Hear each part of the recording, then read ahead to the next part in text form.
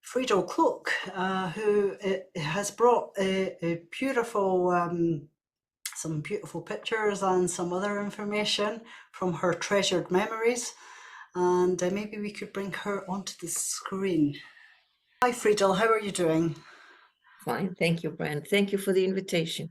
You're very welcome. We're so happy to have you on the Centrepiece again, and open that treasured memory box you have of Bernard and your very long career in dance, which we're all fascinated with and happy to hear what you've brought tonight.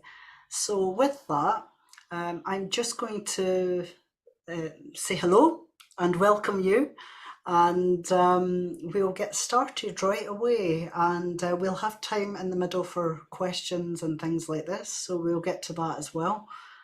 But I'm going to leave you with Friedel, and she's going to start with I'm going to put something on the screen and we'll start. Okay, so welcome, Friedel. Thank you. I want to start with this statement of Bernard Wuzin, and it was, we were in Findhorn and he had a speech, and for me it is the most important thing when we go back to the roots of sacred dance. There he said, out of the silence of the attunement, an idea was born in my heart.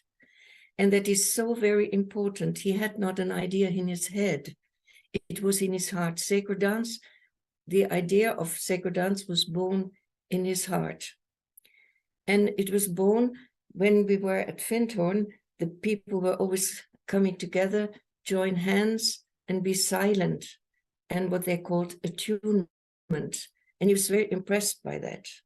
But he didn't like the way the people were standing. They didn't straighten up. And so he got the idea, dance as a walking into silence, as a meditation in movement.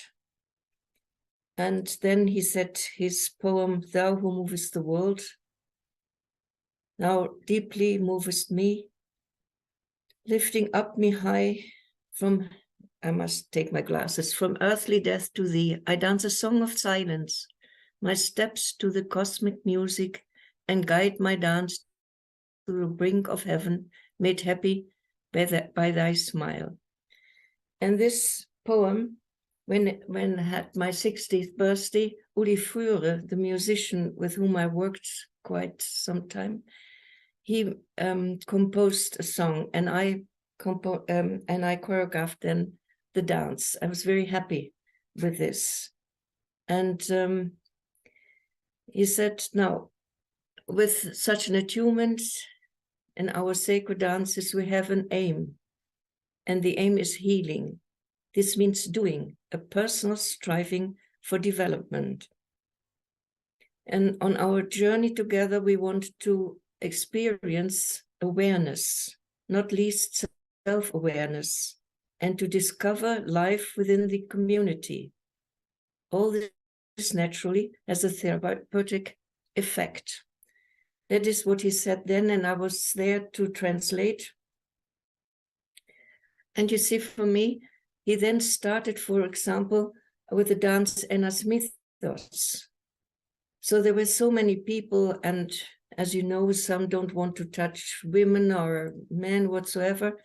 And this Enas Mythos was just a hit then from Nana Mouskouri, a song where she sings, there was a man, he went into the mountains, and it was said that he hated all people. And then the second verse was, he went into the mountains to live there by himself. And he did that because he loved all women. And there were a lot of stories later told about, even it was called Kos. And I tell you, Bernard Wuzin was an artist, and he always had new stories. So sometimes he said, oh, imagine there was on Crete or Rhodos. People even traveled to Kos to find out that that was not a dance from Kos. No, it was a dance Bernard Wuzin made, a simple dance in a Greek meander, having this pattern all the time. And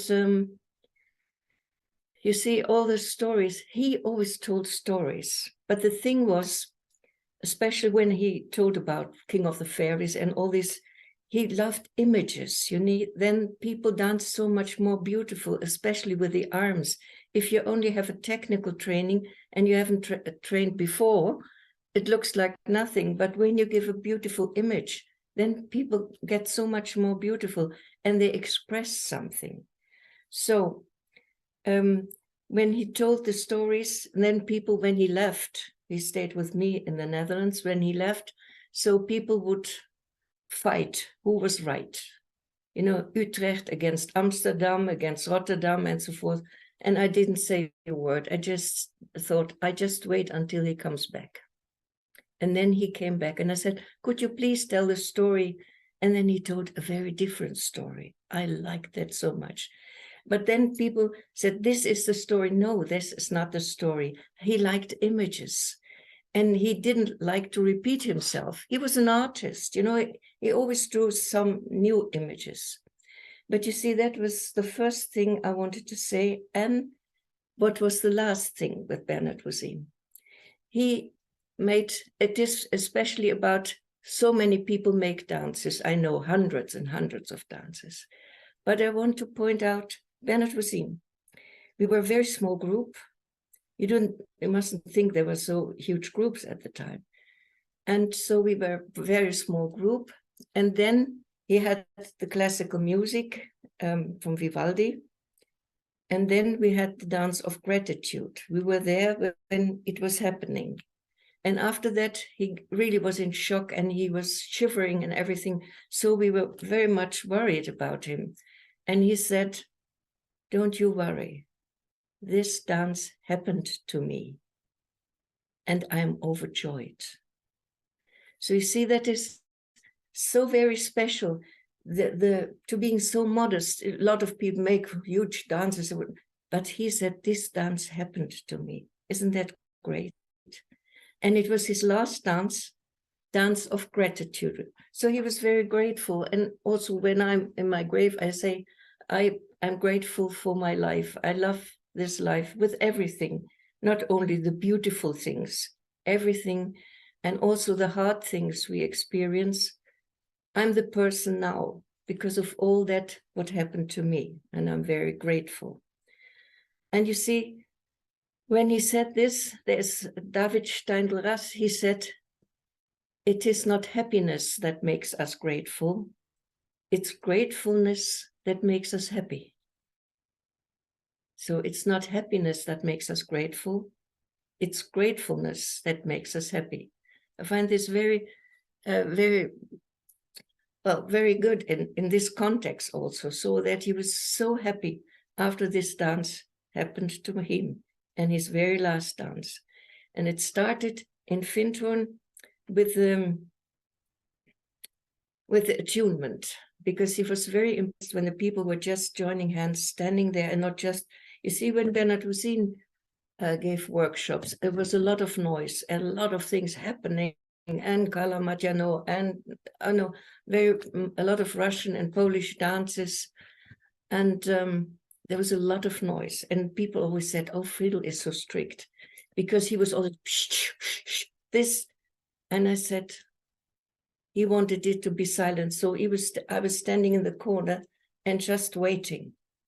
And I said, it is not getting silent, you must get silent, then the group will get silent. And so I just waited in the corner and it became silent. And he said, I was so very pleased. You see, it started when he was at a festival, and there he met Sir George Trevelyan. And Sir George Trevelyan was also founder of Findhorn, and he was a very famous man in the New Age scene.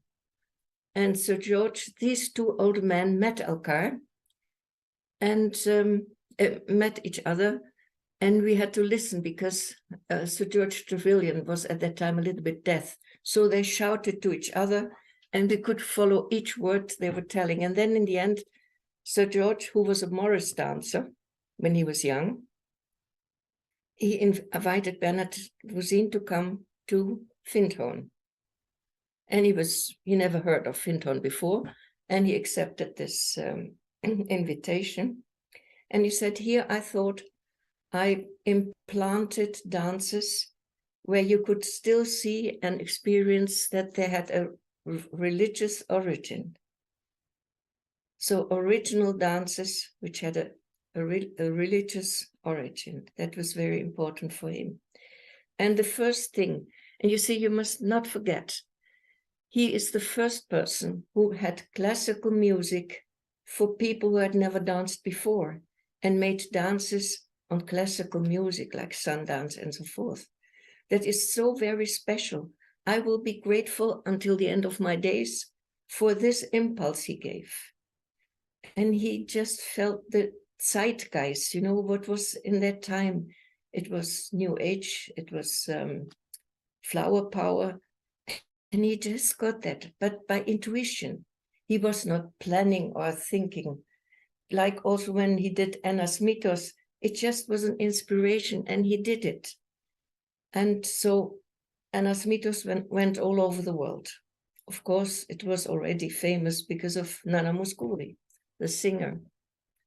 And then he said, I wanted to implant in Findhorn a religious mystery play. And you see, I have done it quite 2 or 3 times, and I changed it later to Engelwirken, so angels, because when I was in Florianopolis, Renata, you remember, we did in the training also the Missa. But I have had a lot of Jewish people also in the training. So I thought, for goodness sake, I cannot do Jesus hymn. We did already Missa. One said, oh, what will rabbis say? So then I saw that in so many religions, they all have angels, Buddhism, Islam. So they all have angels. So I wanted something to connect us. And so I changed it a little bit, but the original handwritings of Bernard Voisin, even which candles, where you have to put them, it is all here. And after that, he did Theseus in the Labyrinth, and he did From Cross to Crown. I just published From Cross to Crown, and he did the booklet with all his notes, and I published what was the other one, From Cross to Crown, and Theseus in the Labyrinth, and Pentagon.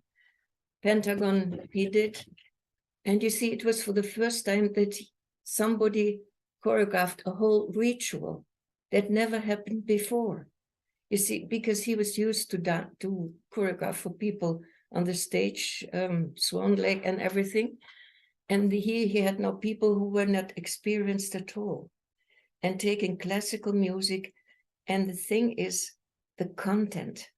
You see, he never did a gesture like this. It always had a meaning, because when you express something, you think it goes to your heart and it comes to your hands. You express something with your hands, not with your feet, whether you do cross behind or cross in front. And that was very important for him. He said, we are always, when we dance, we have our connection to God, or you can call it higher worlds or whatsoever, but it is not just joining hands. Like I have here, I like it very much, Maurice Béjart, one of the most famous choreographers in Europe, he said, in popular dances all over the world, the first thing people do is join hands. Dance is a means of social, political, and religious communication, and participants are caught up in that magic, in that moment of empathy. Their hearts open, their minds broaden, and their bodies yearn to unfold. Dance is union from human to human, from man to all, from man to God. God is constantly present in each of our lives. He is among us, within each of us. And that is something I sometimes think when we lose that in our dances, then it is just entertainment. like when you have classical training, as I had for years and years, it was just, you know, just body work. And when I met Bernard Wuzin, that was for me, I can't tell you what happened at that moment. And I knew I will never and can never do anything else but this. It was the first classical training I had with him, and I had done it for years and years. And he was talking. First, I was shocked.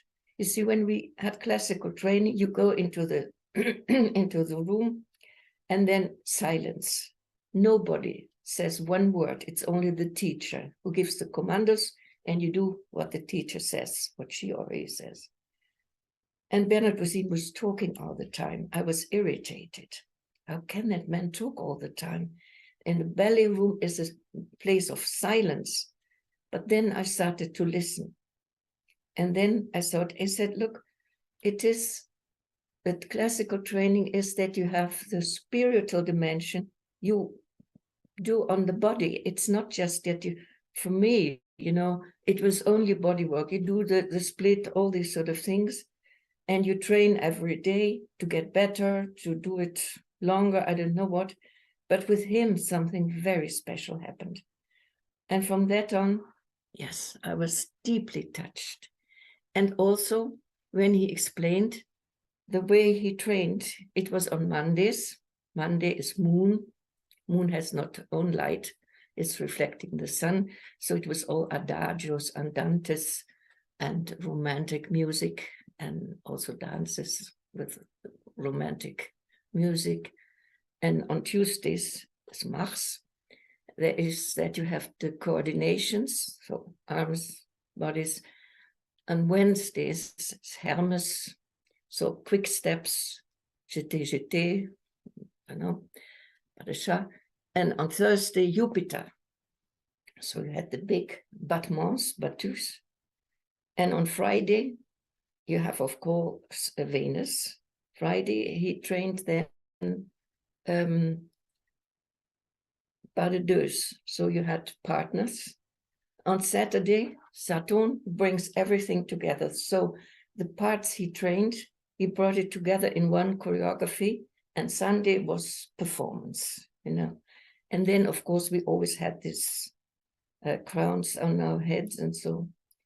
And it was great to celebrate with him. He could celebrate. But you see, sometimes when he was training us and we worked in the morning, he always started the training, the workshops with 1.5 hour classical training. Whether you were 90 or 120, he didn't mind.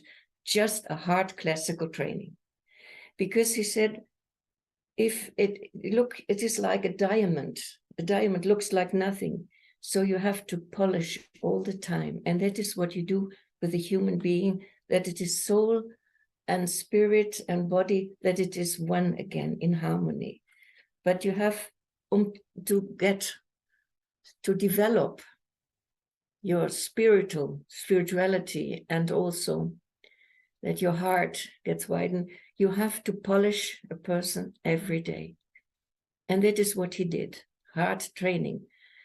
Later, I made it a little more simple because people had to watch all the time and they couldn't do it.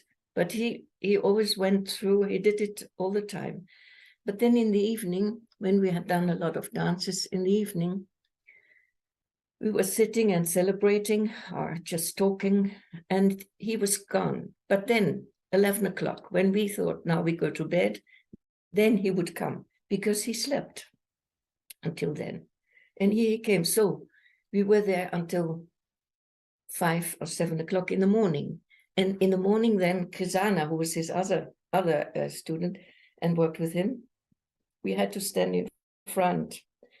And you see, when you go to bed so very late, you don't have really the point. So you were shivering there, but we had to do it. He didn't. He just told us what to do. And but training all the time. And for him, that is where you have meditation en croix. That is a prayer. It is a prayer. It is a communicating with God, with the higher self. And when he did the Jesus hymn, the very important thing is the Jesus hymn. When Jesus was in the middle before he was brought away for crucifixion, he had 28 verses, has to do with the moon. And then he said, when Jesus was crucified, Joan, who was his beloved disciple, went to a mountain. And then Jesus said to me, and he saw a light cross. And he said, I brought you here, Joan, because one person has to hear this from his master, or a human being from God. And he said, look, I'm suffering there, but some call me door, some call me path. And so he said, some call me bread, some call me wine. And this is for me, the revelation of the cross is for me, circle. Because when we are in a circle, we are all so different, but we have the center. And we are all dancing around the center. And it is so wonderful to see the polarity. Bernard Voisin was, for him, it was so important, unity, but diversity as well. When we are in a circle, we don't feel all the same, because that would be manipulating. So we feel different things, and one loves that dance, another person does another dance. So it's very different, of course, how we, what the music in the first instance, what music does to us. And so, for example, also, I was the only one who had some critics or criticism. I think I told the story about when he came and had the prayer to the light prayer. And so he was dancing this, and then he would open his arms in 4 bars, next time in 7 bars, just how he felt. And so I told him, look, you are telling us in a circle there is no hierarchy. We all have the same distance to the center. He said, but you can make a hierarchy in the circle, because we all have to watch you, how long you feel up there and come down. He didn't like that. He did not like that. So he didn't do the dance anymore. When he came back next time, he said, oh, Friedel, I have a new dance. It's all in 4. So that is how he came along. It's the same when he had the moon dance. And you see, it's the same music as he used with the dance of gratitude. So I showed him, I said, that's wonderful, but there's already a dance. And I showed him, and you know, it went down, down, down. And I waited until he grumbled all the time. I said, it's yours. Oh, well, it's not so bad then. So it went up again. You see, like so a crescent moon. And that for him, it was so important. Classical training was the most important thing, because he said, if a person, it is because it was not about that you can do the split or anything. It was your training, the awareness and connect. It's also when you go to the circle, it's not just the circle. Sacred dance means have also a connection to the higher, whatsoever, and not just have, I don't like the word fun. I don't know how it is with you. In Germany, everything must be fun. I have joy, but fun. The children go to school. Do you have fun? It's always fun. Why do I have to have fun? And you see, you can say a silly joke and then you have fun. No, inner joy that lasts. You know, when you have a wonderful experience with dance or music, you go home and your heart is full of joy. But fun, no. For me, I don't have fun. I do have joy. And I love dance, and it's my life, of course, as it is for you, probably. And see, therefore, when choreographing a dance, Bernard Voisin said, a real dance must come out of meditation. And I can tell you the dances which came from my inner self You see, I listen to music, and if I stay in my chair, nothing will happen. I know that nothing will happen. But I listen to music and I start moving, and then I get images and so forth. And it is, of course, when you have classical music or when you have instrumental music, you are so much more free in choreographing. But when it has words, well, and the thing is always that you don't do pantomime. I've seen a dance that says, "Oh gosh, you are so far. I can hear you. My heart is beating." You see, that is kindergarten, and it is a sort of pantomime. So how to express in symbolic gestures. And through Bernard Wuzin, he gave me the first book about from Weinreb, and he's Jewish. And after that, I studied Kabbalah about the numbers. And I would never have dared to choreograph a dance. Why, it was him. And then he said, "So, Friedel, I want you to choreograph a dance, and I want to see whether you understood what I was teaching." So then I choreographed the friendship dance.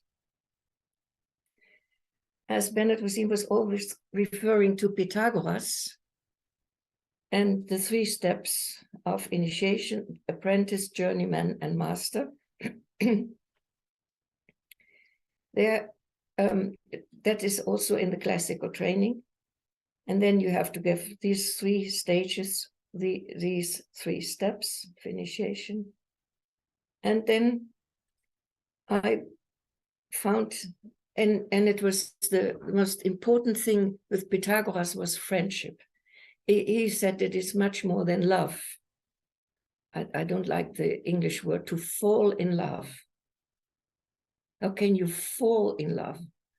I think love connects me with the greatest, and now I fall in love. No, well, there's something wrong with that expression. And so friendship, and also when people fell in love, they marry, then they have fights, they have a divorce, and that we can stay friends. You see, that is make friendship lower. It is not. It's also to fall in love or to really love a person. That's work. Sorry. So then with the friendship, I choose friendship, and the music was, God gave it his beloved in his friends. He gave it in the dream. And 11th, there was everything in 11 bars, which is not the music. You see, when you have a 4/4 in dance and you do 4 steps, that is not choreographing, that is following the music. But the music says something. So what is my answer to this? How do I react on this? What does that do with me? Sorry, must have water. So you see, in the friendship dance, it's 11 bars, and it has everything in 4. And you see, the earth, everything that has to do with the earth is 4. But in the music, it is a 6 and a 3.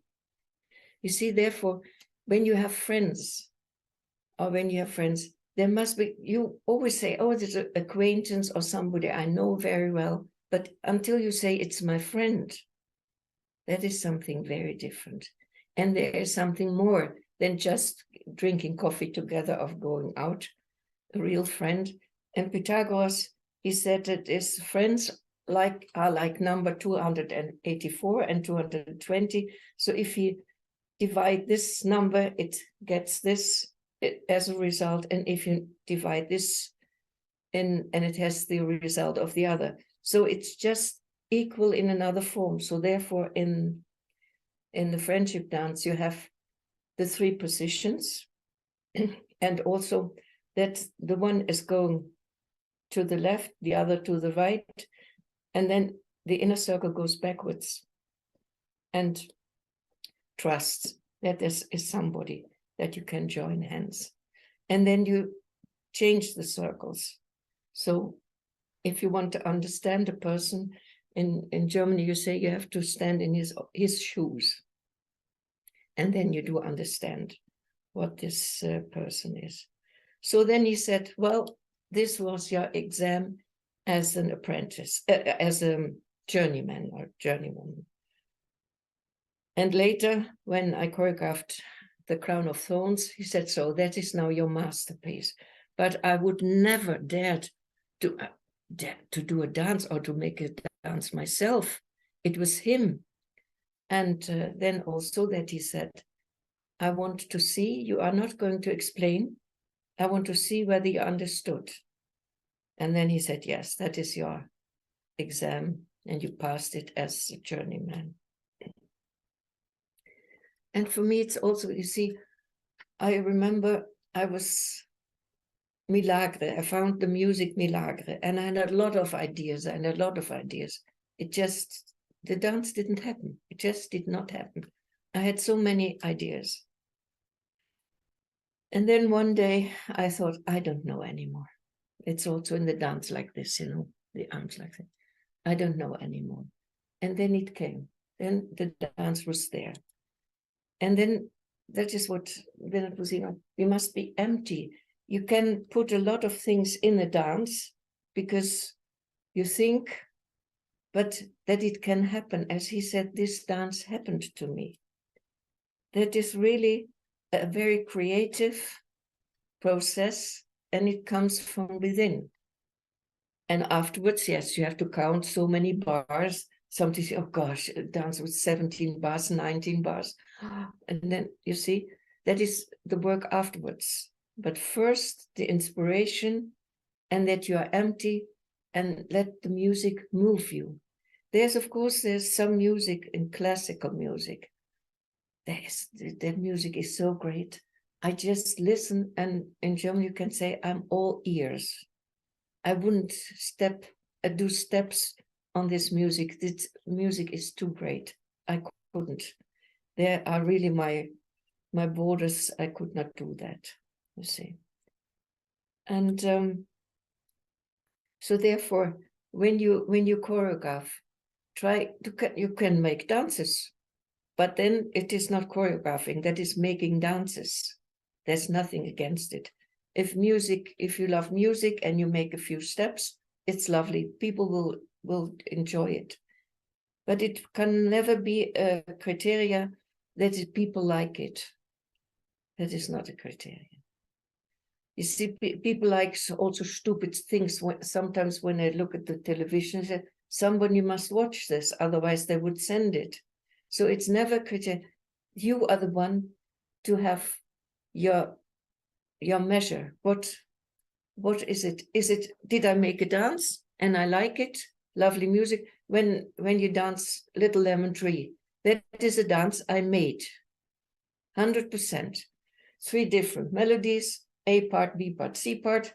Here we count everything in 4, and it's Greek, so it has a Greek character. That's it. It's a dance I made.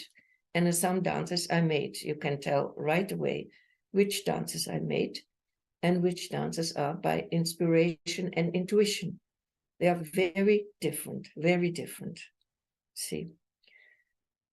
So there were no more questions. What more questions were there? There was a question by Brant. He wanted to know about my dance to my celebration. I tell you, it was my birthday and I was at home alone. You see, I'm not a birthday person. I was very Catholic, and Catholics don't celebrate birthdays because you are still a sinner. And so it is your name day. And I was always celebrating name day. My sister and I, we always phone. Nobody else knows my name day. But very important, my name day has the same name day as Bernhard Wozin. It's the same day, Bernhard. And he had 3 Elfriedes in his life. It was his wife. his dancer, where he danced most of the time, and me. And I had 3 Bernards, my husband, Bernard Woesin, and Bernard Lievergoed. He is the leader of the anthroposophical community in the Netherlands, and I translated his books. So I had 3 Bernards, and he had 3 Alfredes. Very strange. And so I had my birthday, and I was alone here, and had this music, and I started to dance.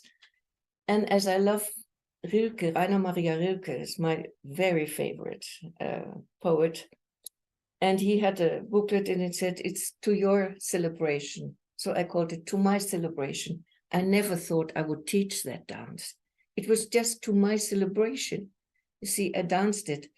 And then I found a lovely poem by, I read it to you. To my celebration. Celebrate life. Celebrate your life sometimes. Celebrate that you are born, that life presents you with challenges. Celebrate the gift of friendship and your ability to love. Celebrate your small everyday successes and the decisions that took you one step closer to yourself. Celebrate that someone says yes to you. Sometimes we stand alone yet together and are joyous like flames and feel all is one. So that dance happened to me just for fun. I was just dancing. The music was inspiring me, but I didn't think any further. But then that was the inspiration. Just celebrate my own birthday. And yes. And I will say, I would sometimes ask, how many dances do people know from Bernard Woesin? That are not many, I tell you, because he didn't make many. We danced with him a lot of Russian, Polish dances, and Greek dances. That is what he was teaching. And he was always, you see, when he was young, he was Uncle Paul. He named it Uncle Paul. He came to his house, and then they were dancing, the Polish dances, Mazurka, Polska, and so forth, Troputianska, all these dances. And he was teaching them. In the Netherlands, they didn't like it. They didn't like these dances. So I always had to make special programs.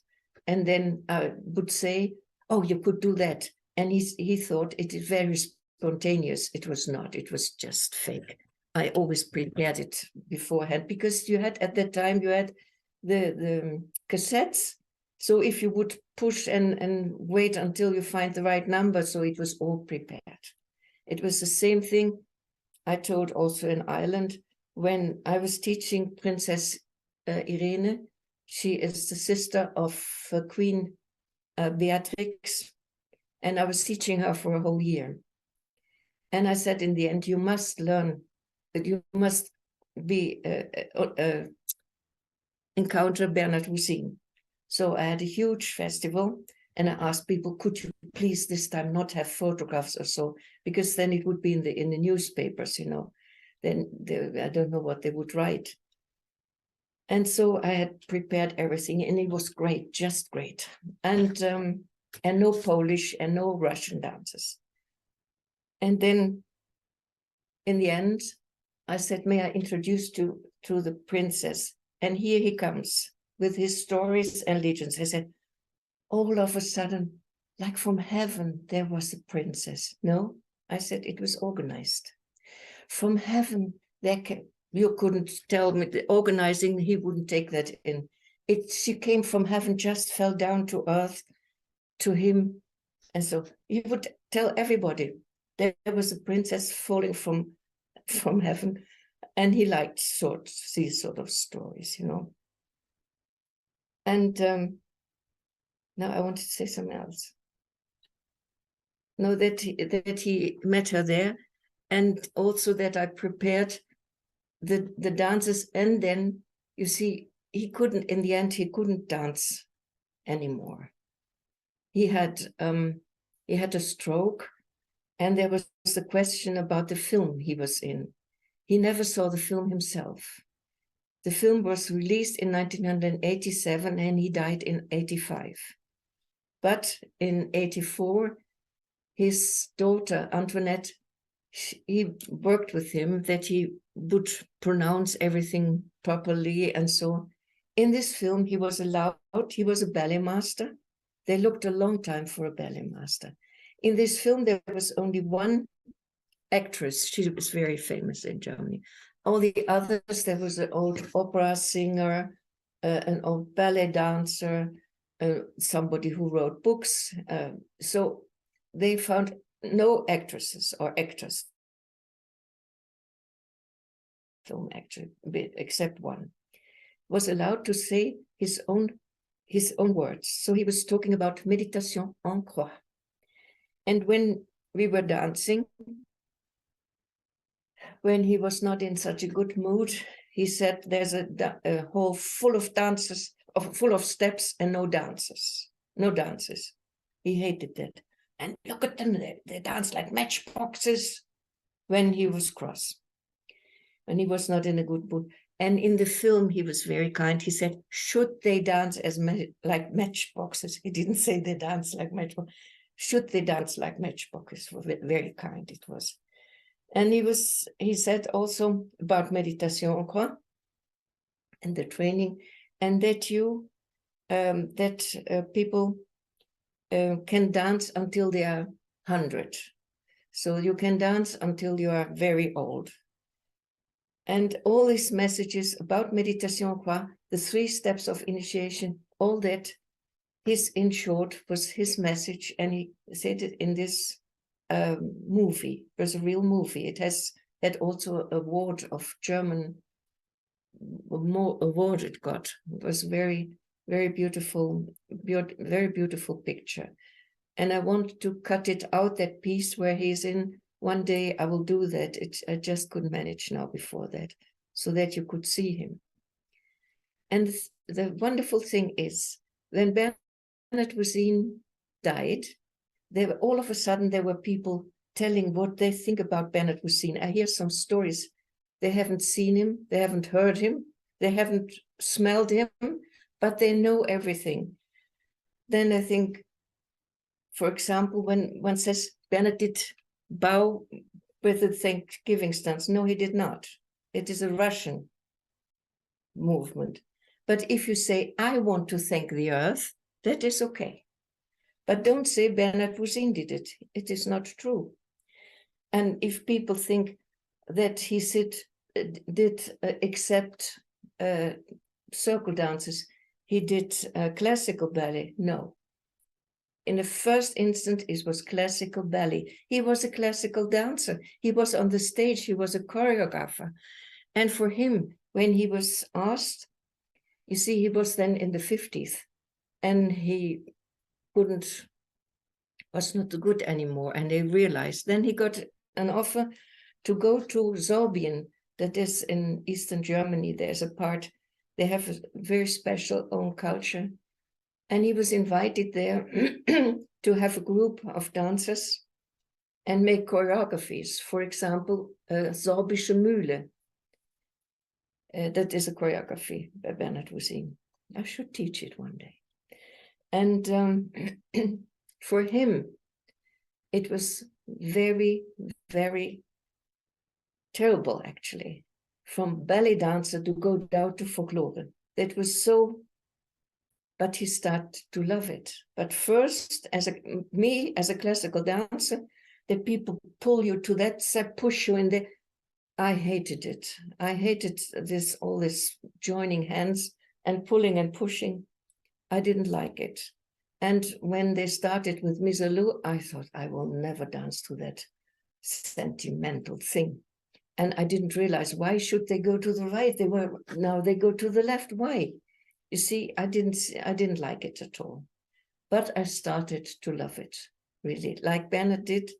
And he then had, as he was on a humanistic gymnasium, see, he had no French and English, but he had Hebrew and Latin. and Greek. That is what he had in his education. And you see, when he wanted to be a Laban, discovered he was actually too old to do classical. But he said, I was a late person in that, so he was still soft enough to do the training. And when he was on the stage, he even got 100 German marks more because he was such a good jumper. And therefore he never could wear normal shoes, because the right foot where he had to jump was really like this. It was an ugly foot in the end, but he could jump very high. And yes, but when he then choreographed for this, he then got an award because he was then also searching and finding out all the symbolism and folk, what was behind their traditions and so forth. And that is what he also did with the Greek dances. And he always wanted to know, and it was also always for him that there is always something divine. It's also not only to have in Dutch you say gezellig, so to be, as long as we are in a circle.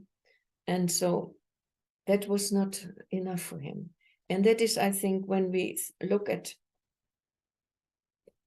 how is sacred dance going on, I think if we lose our contact and it is just entertainment, then it will disappear, like Zumba, like all these things that come and then they go. As long as we keep in touch and our personal, it's not what a group does, it is us. Each person has to do it. Therefore, also classical training is something you do, you work on your body, your spirit. And so that is what, if we lose that contact, it will disappear. Then I don't believe in sacred dance. It will, if it's just for fun, then it will, I was asked, what do I expect? Therefore, I'm so pleased when Brant asked me for the roots, and I'm so pleased that I also can talk about Bernard Lucine, because there are not many people who have worked with him. It's only Chrisana and me. And but Chrisana cannot teach anymore, and she never had many groups, but she's great. I find her really great.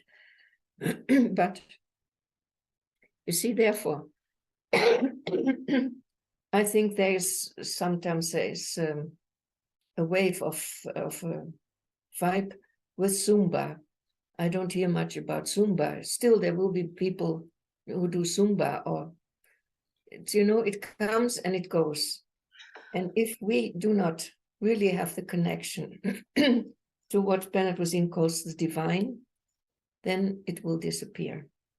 Then it is because you see, we have fantastic folklore dancers. You see, I've been traveling to Greece, to Russia, to Yugoslavia, to Albania, all these countries. I've been there and have been dancing with the teachers there in Athens and in Crete. I've danced the original dances. Also, Nani and Saskia, they traveled to these countries and they had the original dance teachers. And we enjoyed so much folklore, but the original. And you see, there was then we make it a little bit more simple. What is that? A folklore dance. You must take some trouble, yes, to train. And often I feel people want, at least, actually they would like, what should I feel when I do so? I don't know what you have to feel. It's your personal feelings. It's your personal encounter with the music, with the dance. And so therefore, when in often we can express, but what do you express? With your feet? No. Expression is always in your hands. Look at the main Armenian dancers. I just look at the hands. So beautiful hands. And you can see everything on the hands.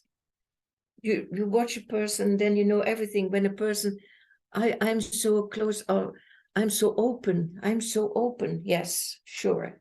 I can see how open you are. And it is the awareness. It's in our hands. There we express. Because, as I said, from head to heart into the hands. Our hands speak. And I love the people in Brazil. When they tell stories, they can have the most wonderful language in their hands. We don't have that. We have sort of, but Brazilian people, it's lovely. Greek people also, and Jewish people. There's a lovely story. There was a person, she had packages, and somebody said, please, could you tell me where I can find the church or the synagogue? And he said, could you please keep the packages? And he said, how do I know? So without hands, he couldn't give the answer. He must use hands. But Brazilian people have wonderful hands and express it beautifully when they tell stories. They cut it, everything. So beautiful. This tradition we don't have in Germany or here in Europe. Yeah, well, in Greece, and so they people have it, and Jewish people have it too. Beautiful. I love that. And so that you express. And when we say we express something, so what is it? I must see in Saskia, she's the only one who can really do the classical training that Bernard Wuzin gave, because she has been trained by him. And Nani was there once, but at that time she didn't have the time. But Saskia, we have also. Can we have a few pictures now? Then you can see when I was traveling with Bernard to Sweden, and in Kloster Windberg, there was also Saskia at the time. I'll just get your pictures ready, my dear. Yes, my dear. Hold on, let me just get this. I just need to check I've got the right one. Hold on, this is taking me a little bit longer than I thought. Yeah. But you see, I gave Brant some pictures when I danced with Bernard Wuzin in Sweden. Here we go, Friedel. We go, okay. So there we were in Sweden. Yeah, just go on. It's not to watch it long. And you see, when we had celebrations, we always had the crown, and he got this. But I tell you, it didn't last long. Then he took it away from me and he put it on his own head. I didn't like this. He always wanted this corona on his head. So he always took it. Okay. Yeah, that was in Kloster Windberg. Yes, I still have it, but there are pictures when it's gone. It's on his head. Yeah. And you see here, you see Saskia in the corner. And my teacher who was teaching, I had Indian temple dance, Bharatanatyam. And you see on my hand, it is what do you call it, from a tree? A pineapple. And he had that dance. He said, when a Russian boy wants to ask the girl, will you be with me? He will show her a pineapple. It's like a small tree. And so I said, here, do you want to go with me? And I had that pineapple. Yes. Yeah, okay. I just put it back. You see, I already have this, and I took it away from him because he was always stealing that crown. That was Sweden. Yes, also.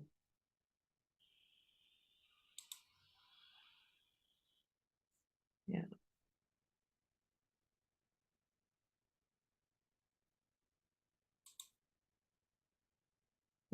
That's all Sweden.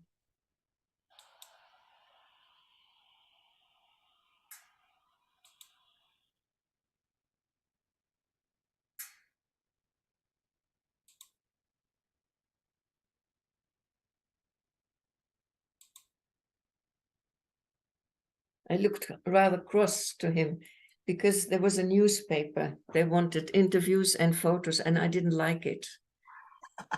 And he was he liked to show off. He said, yeah, I'm an artist, I'm a solo dancer. So whenever there was a possibility, he would like, and I didn't, but still I did for him then.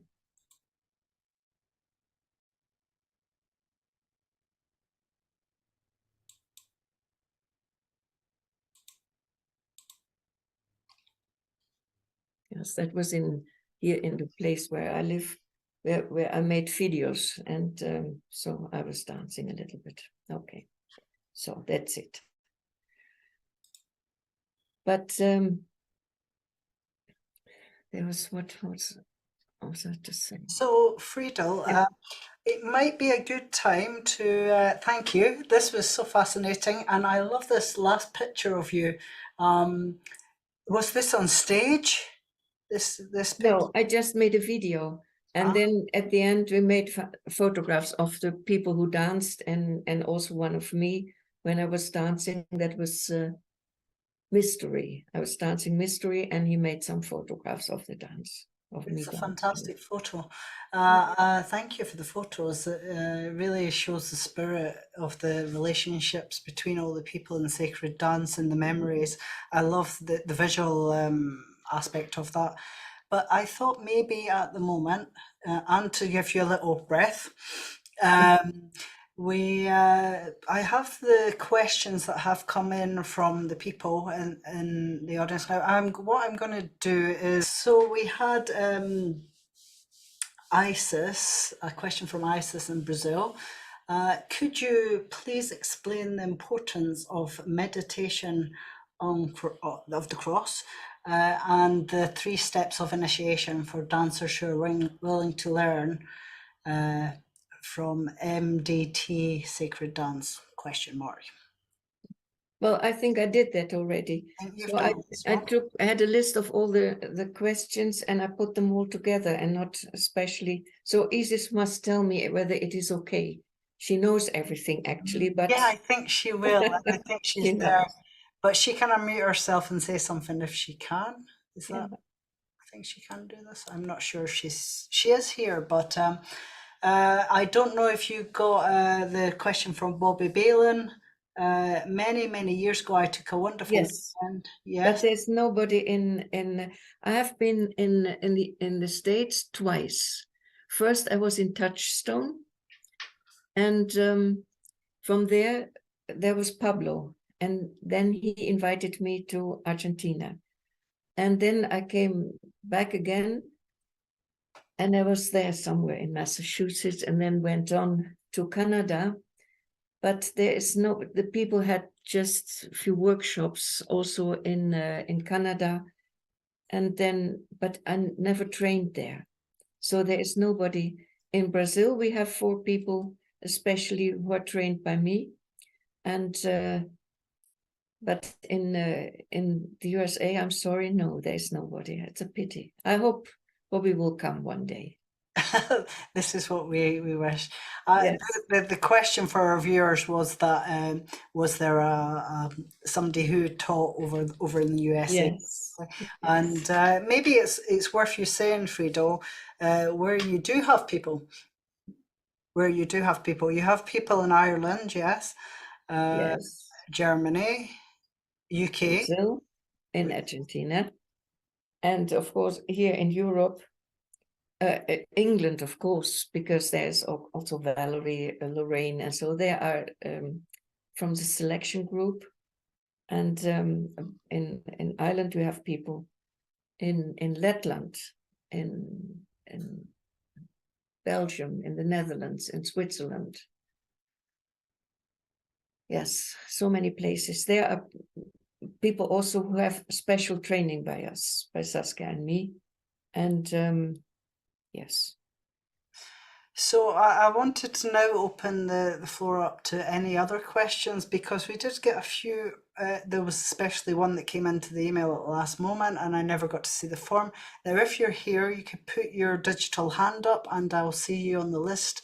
And if your question hasn't been answered, and you feel it hasn't been answered, just put your finger up, your digital fingers down on the bottom of the screen. If you press this, you can ask any questions, or are we all very happy with the questions? I think we're all happy, but maybe do you think we answered all the questions on our list? Will we just tell the audience the questions that came in, and then this will, maybe you can just answer again just a little bit. Yes. So the questions were, I would like to know about your choreographic process, what inspired you. We did this one earlier. You got that, and this will all be recorded, so you can hear it again if you need to. Number 2, and Training and technique. The last one was from Brazil. The next one was from Mexico. It's Hester. How important was training and technique for Bernard? I heard he also gave his students ballet classes besides circle dance. Do you consider there was any type of formality when he shared the circle dance? Well, formality, it was that 1.5 hours every morning was classical training. That was what he did. So this was the answer for this. Yeah. The next one was from Spain. Somebody called Marcia. Please tell us about the film which Bernard was part of. Yeah. And we've talked about that, and I've put the name of the film down. It's called Francesca. It's very hard to get. There is a version out there, I've noticed, but I've not managed to download it yet because it's in another language. But I'm working on that, and Friedel's working on getting a little clip at some point for us, I guess. And so that's the film that Bernard was in. When choreographing dances, what is the most important thing? We've answered this. This is from ML in Germany. Number 5, how can circular dance contribute to the development of an individual who is not a dancer? From Brazil. This is a woman called Naomi, I think it is. I think we've answered this. Yes. And for you, what is the most important about circle dance? From an anonymous person. And did you answer this, Friedel? I think so. They said when we don't have sacred dance just as an entertainment, but that we have the connection to the divine or whatever, because otherwise it's not sacred, I would say. But yes. Yeah. Fantastic. And Friedel, just to let you know, we had a little problem at the start, and some people never got in for the first 5 minutes and missed Bernard's letter. So what I'm just going to do is put it up on the screen again to let them see it. And it's all recorded anyway, but it would just be helpful for them if you could just say that again, if that's possible. Yes, we've got time because we've got another 20 minutes, so if that's okay, I'll just put it up on screen and let them see it.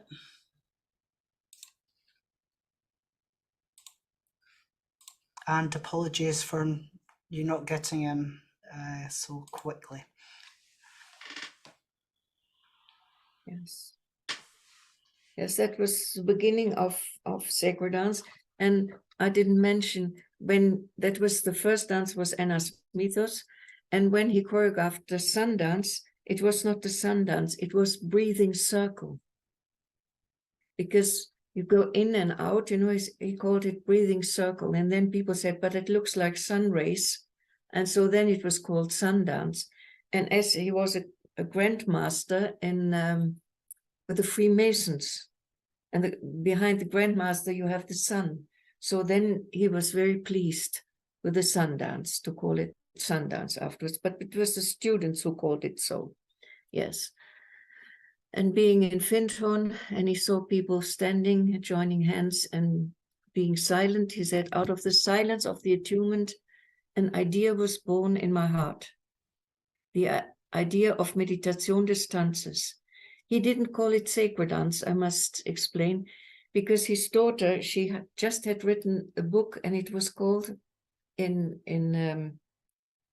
England, it was called Sacred Dance, but that had nothing directly to do with Bernard Rosin's dances. And in the Netherlands, it's what's called magical dance, and here it was called dance in the face of the gods. And she had written that book, Sacred Dance. And when Bernard Rosin came to Finton, he said, "Oh, here comes the sacred dance master." So he didn't know, was it me who is the sacred dance master? He was quite surprised. He called it meditation of the dance. And he said, there are people, they say meditative dances, but dances are not meditative. They are slow or quick or so.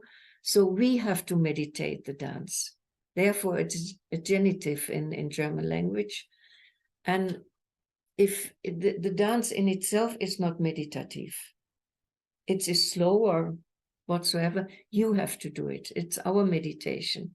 Dance as a walking into silence and as a meditation in movement. And then his poem, and then with such attunement in our sacred dances, we have an aim, and the aim is healing. This means doing, a personal striving for development. On our journey together, we want to experience awareness, not least self-awareness, and to discover life within the community. All this naturally has a therapeutic effect. And that is, I think, as we were talking about the 3 steps, apprentice and journeyman and so, you see, it is said, when you have still, when you have not left your parents, then you cannot learn, because the teachers get all your projections. When I have sometimes women, they say, "Oh, for goodness sake, there's a problem with the mother, here I am." I had a psychiatrist, and he wanted to stop with the training. And then one day I went to him and said, "Can you look at me? I'm not your mother. I am not your mother." And he said, "Oh, you are so right. Yes, the projection." So you have really... Friedel, Yeah, could you just pull your camera down? It's went up a little bit. Yes. a bit better. Yes. I don't know why I do it not so well. Yes, and you see, when there was a question, even if I'm not a dancer, I think we have so different ways. Some people do yoga, some others do Zen meditation. You see, it is always, if you have not the classical ballet, but it's always know yourself. That is the main thing, know yourself, and then you can have a contribution to community. But if you bring all your problems in the circle, so you have not to be a great dancer or have had the training, but there are so different ways of develop your... I'll put this a little bit higher. So, Friedel, we have another question. Yes. Somebody sent the last question, I think. Yes. What message do you think Bernard would have for us at this time? Well, I read a poem. Let me see whether I find it. And that's from Catherine Main, I think. I read a poem to you. I think that is something Bernard would agree with. It's from Ulrich Schaffer. A future is coming when not only a few, but most will realize the value of caring for the inner being that has been neglected for too long. There, the bottom line will not be the financial, but the health of the soul. Profits will take the back seat to personal growth, and security will be measured in meaningful relationships. Let us put our value where life takes place and open up to each other, to the unfolding of what might be possible, to the spread of healing in body, soul, and spirit, to the miracle of the expansion of love in our life. There's no substitute for being truly alive. Let us reject the offers that expect us to relinquish what we have known to be true, deep inside. This is our life, the only one we have to steer and guide. I think that is something that Bernard would say, yes. Thank you, Friedel. It's so nice. A lovely poem and a lovely session, I think. If there's any further questions, we'll finish the question and answer section. I don't see anybody's hands up or anything, so I think everybody's been answered, I think. And so I'll just bring myself to here, and somebody's saying, many thanks for a beautiful and profound evening. Thank you, Eliane, in Brazil. That's lovely. And so, Friedel, thank you so much. It's always these little sparks of story to bring it together is for younger people like myself. It's hard to extrapolate all these little bits and put it together and see where you're coming from or where you're meant to go, because you can't. To go anywhere, you have to know where you've been, I think. And so for me, this is very special to sit and listen to your stories and to what's happened in the past. So every little story counts for me. And so, my dear, what we'll do is we'll tune out together, and then we can open the room to everybody. You can have a chat because we've got like 15 or so minutes before we're meant to stop. So that gives us a little time to connect with each other. So let's just take our hands and go around the globe, holding the hands with each country.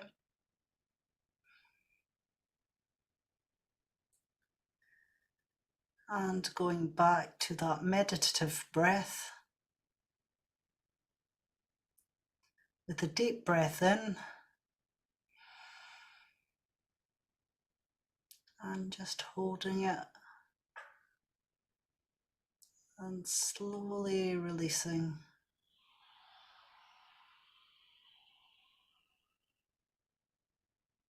Connecting with each other.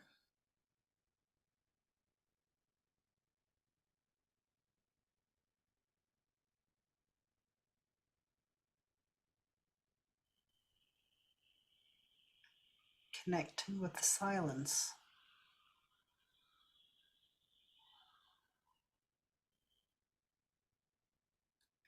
Connecting with the roots.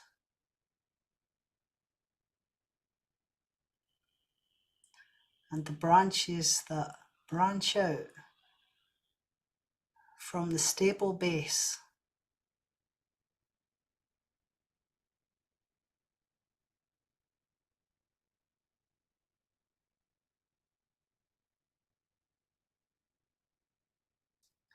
And feeling your feet on the floor, on the earth.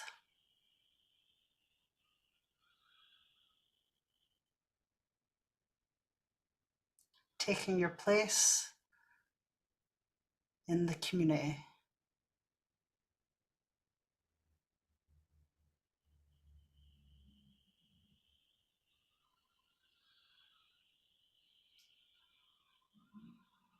So let's bring our hands to our heart and open our eyes and see who's in the room as we go to the gallery view. If you could all go on gallery view maybe. And thank you so much to Friedel. Let's give her a little heart. And then we can open the chat. But before that, I'm just going to realised I never blew my sent my light out from the candle over here. So I'm going to send it out to Friedel and Saskia and all the other dance teachers who are holding sacred dance out there. Let's do that.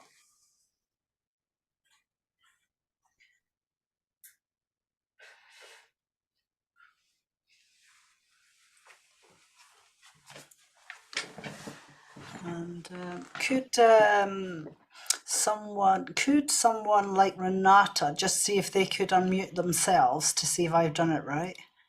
Yes. Yes. And could somebody else just do that to second that? Maybe Annika, could you do that? I know you can do this.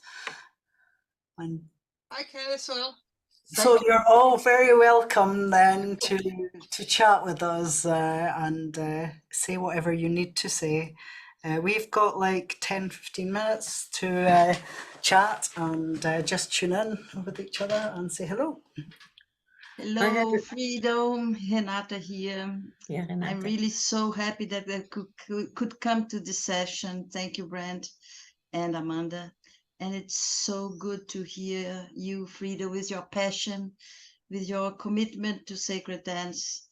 Everything that you have lived with dance, shared with Bernard Voisin is so precious. And I'm grateful. And thank you so much. Looking forward to see you here in Brazil. Thank you so much, Friedel. Me too. I had here a list of dances because I don't know that I think not many dances are known to from Bernard Voisin. For example, the most important was the 8-pointed star, of course. And then Baba Yaga. You know Baba Yaga? Yes, I think we know. I don't know exactly, but some You people do. in Brazil told me. Yes. Brazil, I've taught it in Brazil, but not like balance, dance of gratitude, prayer to the light, moon dance, seventh wound, sun dance, then the Our Father. These were the two classical music, and then of course the Jesus hymn, and then we had Katya, Russian dance. Kinapfel is Polish, King of the Fairies, Light and Love, Moscow Rondo, we built a town, Yin and Yang, Sorbische Mühle, and King of the Fairies. And then there were a lot of Russian and Polish dances. I think Isis have all of them because she's now is one of the teachers. And yes. Friedel, just one question. I'm not so sure. You said that the first dance of Bernard was Enas Mitos? Yes. Thank you. This is very precious for me to know. Yes. Thank you very much. Yes, that was the first. And this also happened to him. Okay. When he was yes, you told with the pattern of the Greek. Yes. Okay. Yes. Thank you. Friedel, somebody's asking for the name of the poem and the author and the book for the last poem that Friedel read, please. The last one? Both, I think you did 2 poems. Yes, the last one is Ulrich Schaffer. He lives in Canada. And he writes in German and English because first time I met him, I had him here for lectures. You can see that it's not a translation. He is at home in both languages. So A Future is Coming is by Ulrich Schaffer. And then I read the poem Celebrate Life. And if you want, I can send it to Brant. Yes, I can put a newsletter, Friedel. Yes, I will send both if you want. Do you want? Yes, they're all nodding and lots of this. Okay. So yes, they do want it, Friedel, yes. Okay, I like to share. Yes, that's fine. Fantastic. Yes.